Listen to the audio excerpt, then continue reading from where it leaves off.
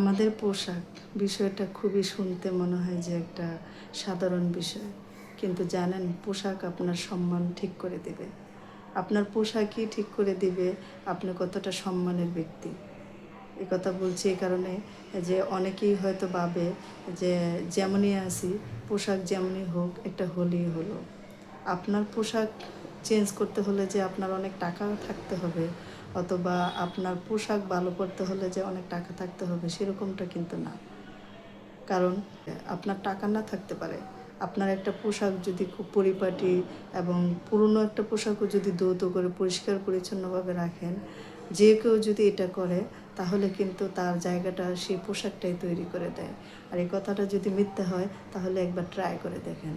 কোনো একটা ভালো জায়গায় আপনি একদিন ভালো পোশাক পরে যান, সেদিনের সম্মানটা, এবং একদিন খারাপ পোশাক পরে যান সেদিনের সম্মানটা, দুইটার মধ্যে একটু পার্থক্যটা মিলিয়ে দেখবেন, আপনি নিজেই বুঝে যাবেন। মানুষ সবসময় মানুষের যে অন্তরের যে আত্মা, মানুষের যে অন্তরের ভালোবাসা, সেটাকে সবসময় সম্মান করে না। অনেক সময় মানুষ পোশাকের কারণে সম্মান করে। যেহেতু পোশাকের এত গুরুত্ব, তাই পোশাক পরার বেলায় অবশ্যই খেয়াল রাখতে হবে যে পোশাকটা টাকা পয়সা না থাকলেও তার শরীরের যে কাপড়টা সেটা হয়তো বা একদিন পর পর নতুন হতে হবে, অথবা মাসে বা বছরে কয়েকবার নতুন ড্রেস কিনতে হবে, এরকমটা কিন্তু না। আপনার পোশাকের জায়গাটা হচ্ছে যে আপনি একটা পোশাক কিনলেন বা যে পোশাকটা আপনি পরলেন সেটা আসলে কতটা পরিষ্কার পরিপাটি, কতটা রুচিদায়ক। পোশাকের কালারও কিন্তু অনেক সময় এরকম, পোশাকের কালারও কিন্তু অনেক সময় আপনার রুচিটা ঠিক করে দেয়, যে আসলে আপনি কোন রুচির মানুষ, আপনার মানসিকতা ঠিক করে দেয় আপনি কোন মানসিকতার মানুষ। তাহলে পোশাকের অনেক গুরুত্ব। সুতরাং পোশাক পরার বেলায় প্রত্যেকেরই উচিত সেরকম পোশাকটা পরা যেরকম পরলে তার সাথে তার কালারটা, তার ভিতরের যে পরিচয়টা সেটা বহন করে।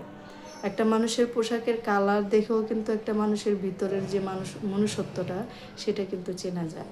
একটা মানুষের পোশাকের পরিষ্কার পরিচ্ছন্নতা দেখেও কিন্তু বোঝা যায় যে আসলে সে কতটা পরিপাটি, আর তার বাহিরের বা তার নিজের যে জগৎ, তার নিজের যে বাড়ি, সেখানকার কিছুই কিন্তু দেখতে হয় না যদি তার পোশাক ঠিক থাকে। একইভাবে বলবো যে অনেক টাকা আছে তারপরেও কিন্তু সে সম্মানের ব্যক্তি হয় না, শুধুই একটাই কারণ তার পোশাকটা ঠিক নেই। যখন তার পোশাকটা হয়ে যায় অনেকটাই ছোট, সেটা যদি একটা মেয়ে হয়, সে যদি কোটিপতি হয়, তার পোশাকটা যদি অনেকটাই ছোট হয়ে যায়, তখনও কিন্তু তার সম্মানের জায়গাটা ঠিক থাকে না। কারণ এই কারণেই বলছি যে টাকা পয়সা সবসময় আপনার সম্মান ঠিক করে দেবে এমনটা কিন্তু না।